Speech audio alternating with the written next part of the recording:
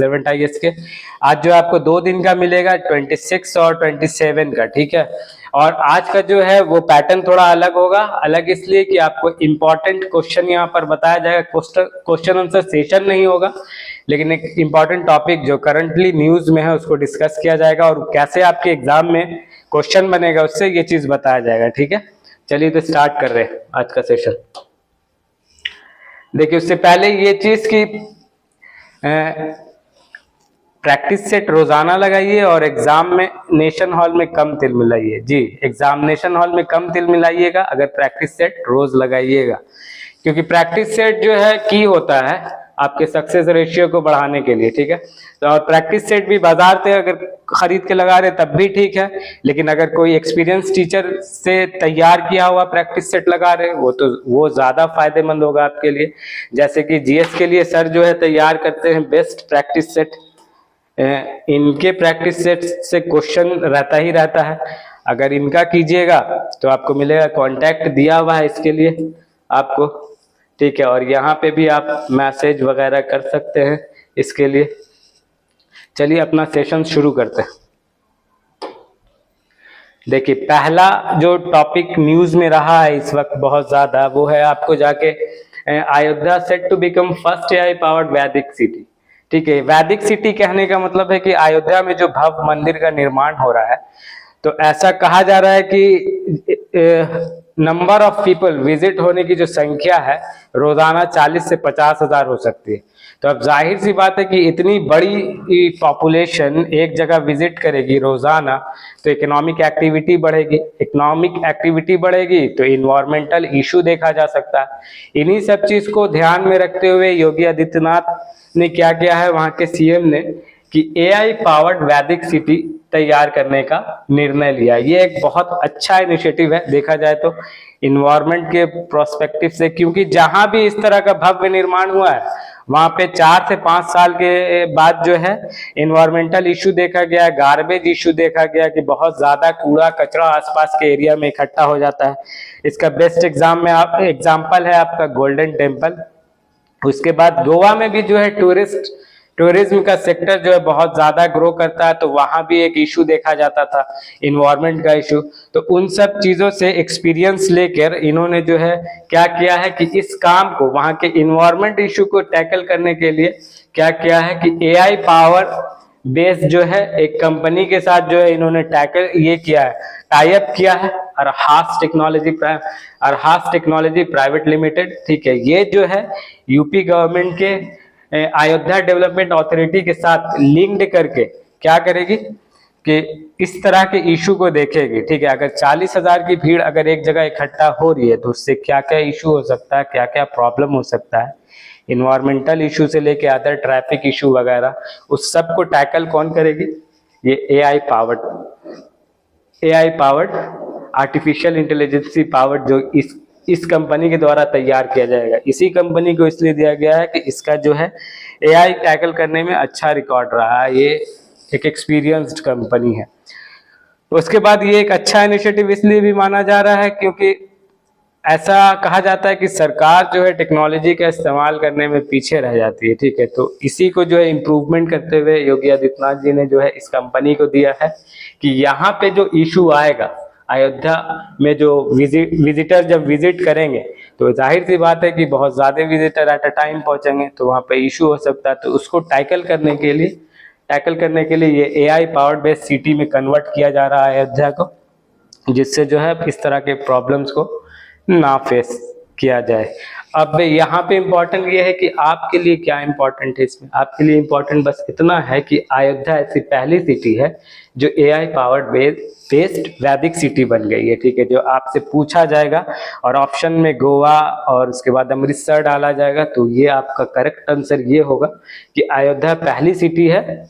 और इसमें इस कंपनी का नाम भी याद रखिएगा, ये कंपनी भी आपके लिए इम्पोर्टेंट हो जाती है कि किसको पहला एआई वैदिक सिटी का कॉन्ट्रैक्ट मिला है, तो ये आपकी अरहास टेक्नोलॉजी प्राइवेट लिमिटेड है, ठीक है। आते हैं अपने नेक्स्ट क्वेश्चन पे जाने से पहले आपके लिए एक क्वेश्चन है ये कि Sundarban delta formed by the confluence of the river, पूछा जा रहा है इसमें। ये इसका आंसर आप बताएंगे हमें कि ये कौन से 3 नदियों के कॉन्फ्लुएंस पे बना हुआ है सुंदरवन डेल्टा? 2 रिवर सबको पता होता है, तीसरा रिवर बताना यहाँ पर थोड़ा मुश्किल है, तो आप कमेंट में बताइएगा। वैसे तो आपको तीनों रिवर का नाम लिखना होगा, ठीक है। कमेंट में आप तीनों रिवर लिखिएगा कि किसके कॉन्फ्लुएंस पे, कौन से 3 रिवर के कॉन्फ्लुएंस पे। सुंदरवन डेल्टा को थोड़ा रीड कर लीजिएगा, उसके बाद कमेंट कीजिएगा कि तीसरी नदी कौन है। आगे बढ़ते हैं ना, दूसरा टॉपिक देखते हैं। देखिए दूसरा टॉपिक भी बहुत इंपॉर्टेंट है, ये आपके साइंस एंड टेक से इंपॉर्टेंट हो सकता है, ठीक है।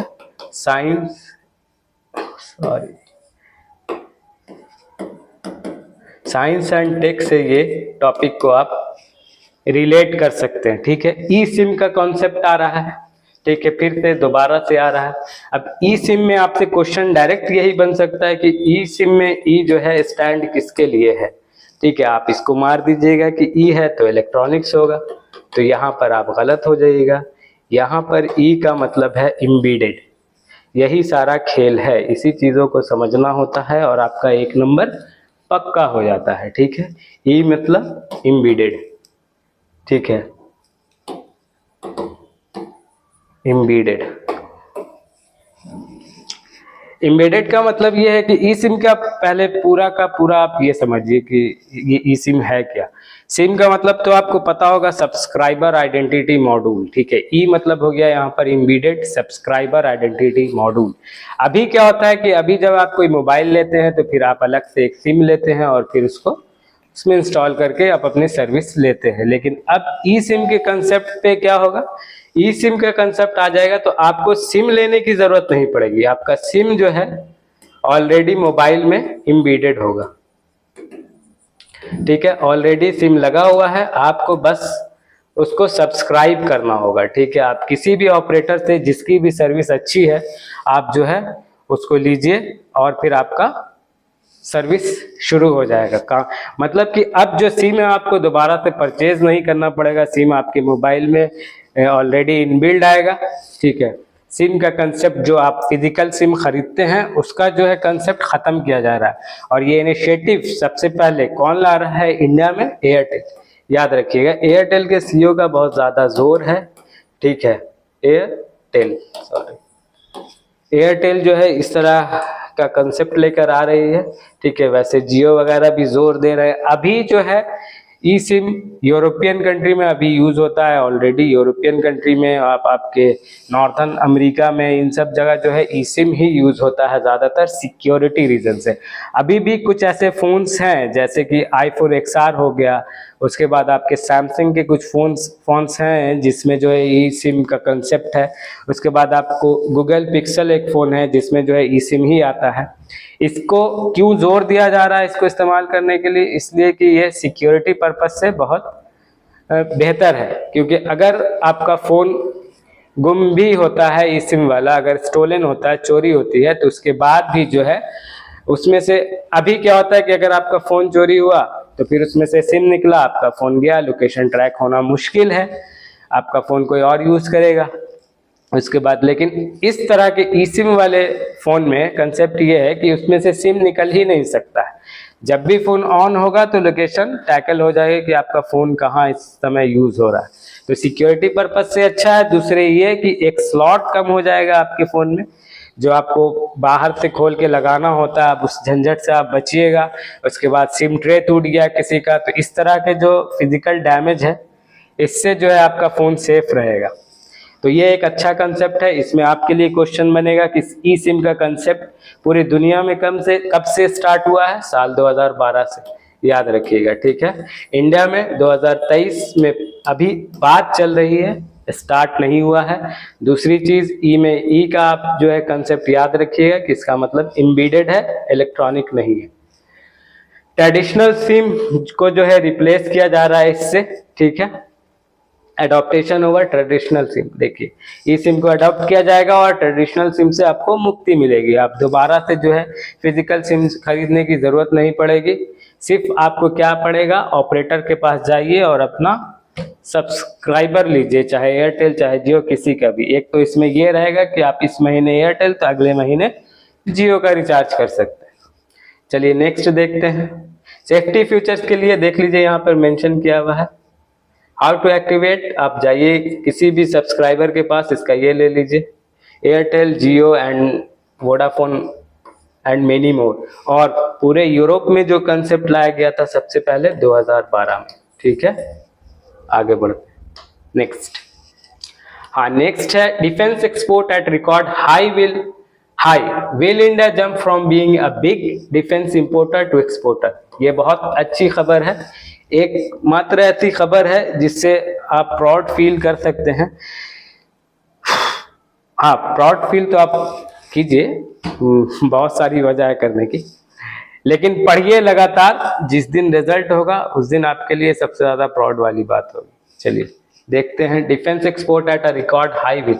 डिफेंस एक्सपोर्ट जो है हम लोगों का बढ़ रहा है बहुत तेजी से, ठीक है, और इस पे जो है सरकार का ये टारगेट है कि हम जो है 2025 तक 5 बिलियन जो है एक्सपोर्ट करेंगे। किसमें? डिफेंस में। अभी कितना करते हैं हम? अभी 2.2 बिलियन करते हैं। ठीक है, तो आपसे दो तरह का क्वेश्चन बन सकता है। ये इकोनॉमिक एक्टिविटी है एक तरह की, इसीलिए इकोनॉमिक्स से रिलेटेड है, आपके इकोनॉमिक्स का करंट अफेयर यहाँ से बन सकता है।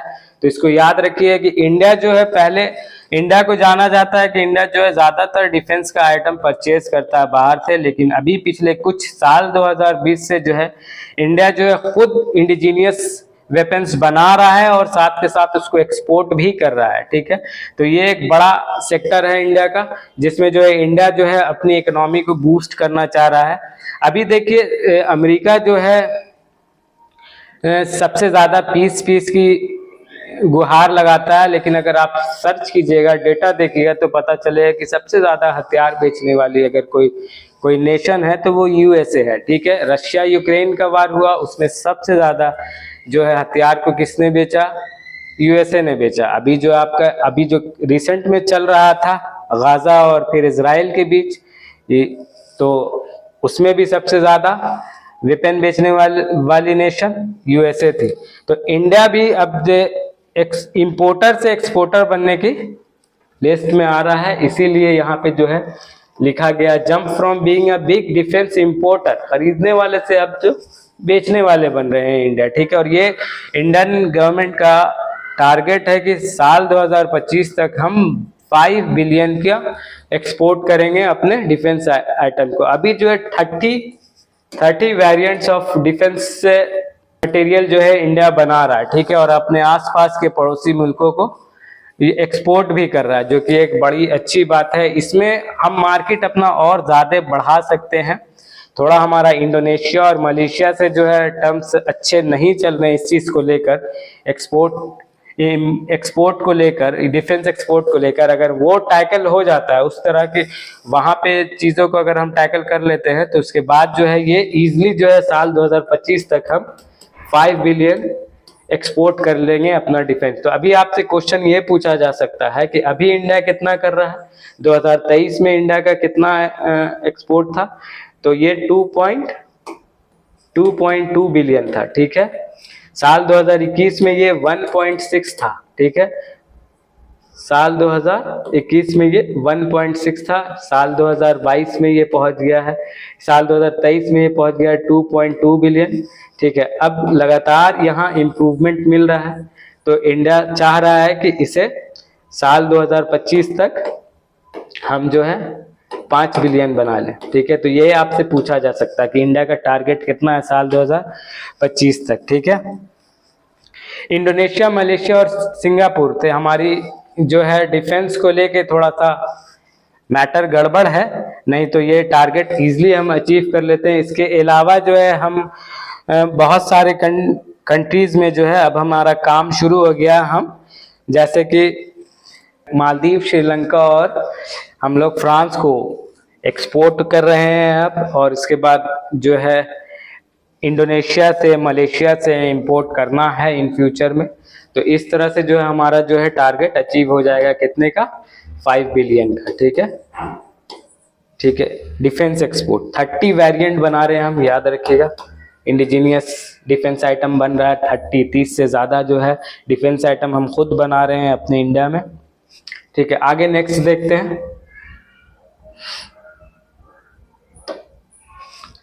नेक्स्ट है एक और इम्पॉर्टेंट न्यूज आपके लिए एग्जाम प्रोस्पेक्टिव से, ये बहुत इंपॉर्टेंट है, आगे चलकर पता चलेगा कि ये क्यों इंपॉर्टेंट है। ठीक है, कॉपीराइट एक्ट 1957, सबसे पहले तो यही बात आप ध्यान रखिएगा कि कॉपीराइट एक्ट आया कब था, 1957 में, और ये इम्प्लीमेंट कब हुआ था, 1958 में। तो इस बात का आप ध्यान रखिएगा, कॉपीराइट एक्ट सबसे पहले आया 1957 में, इम्प्लीमेंट हुआ 1958 में। एक बार सबसे पहले 2012 में अमेंड हुआ और उसके बाद ये 2021 में अमेंड हुआ।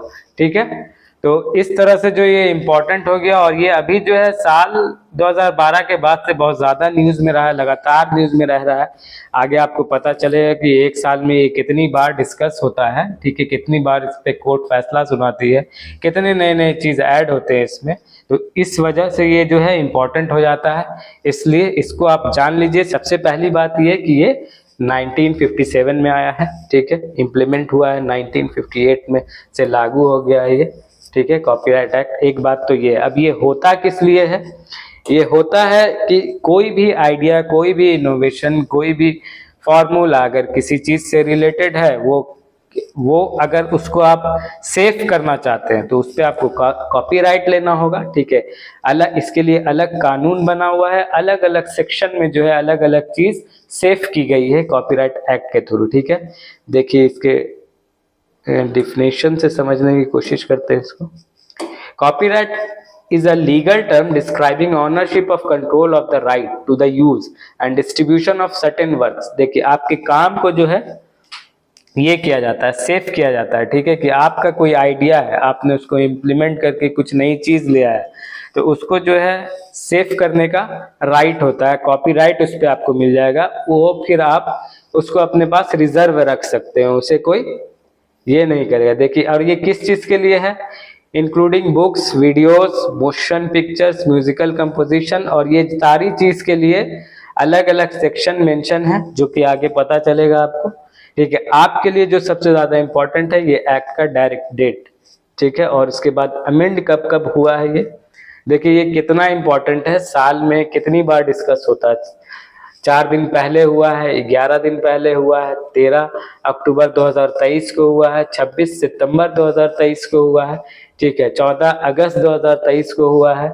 ठीक है, हर फैसले में जो है अलग अलग बयान आता है कि किसके लिए जो है कॉपीराइट है और किसके लिए नहीं है। तो आपको ये भी जानना जरूरी है कि देखिए, जैसे copyright act there are some changes in 2012, every differ work safe in different section.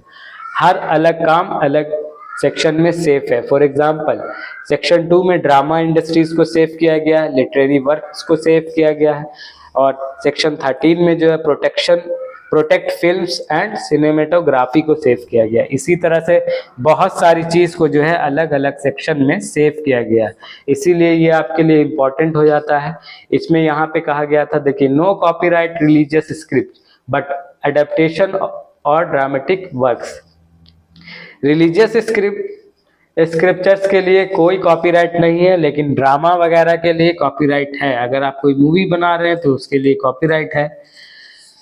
ठीक है, उसको आप सेव कर सकते हैं अपने स्टोरीज को, ठीक है, अपने लिटरेरी वर्क्स को। तो इसलिए ये इंपॉर्टेंट बन जाता है आपके एग्जाम प्रोस्पेक्टिव से। आपसे डायरेक्ट क्वेश्चन इस तरह के जो आगामी एग्जाम है आपके बीएसएससी वगैरह में, इसमें आपके करंट अफेयर्स या स्टैटिक पार्ट बना के इस तरह से पूछ सकता है कि कॉपीराइट एक्ट इंडिया में कब इंट्रोड्यूस हुआ, तो 1957। ठीक है, आगे बढ़ते हैं। देखिए, 30 मार्च को ये एक बार जो है अमेंड हुआ था। इसमें जो है अमेंड करके क्या किया गया था, legislation and ensuring accountability and transparency को जो है क्या किया गया था, सेव किया गया था। करंट अफेयर का सेशन जो है ये इंपॉर्टेंट टॉपिक है, इसको याद रखिएगा कि 1957 में कॉपीराइट एक्ट आया था आपके यहाँ।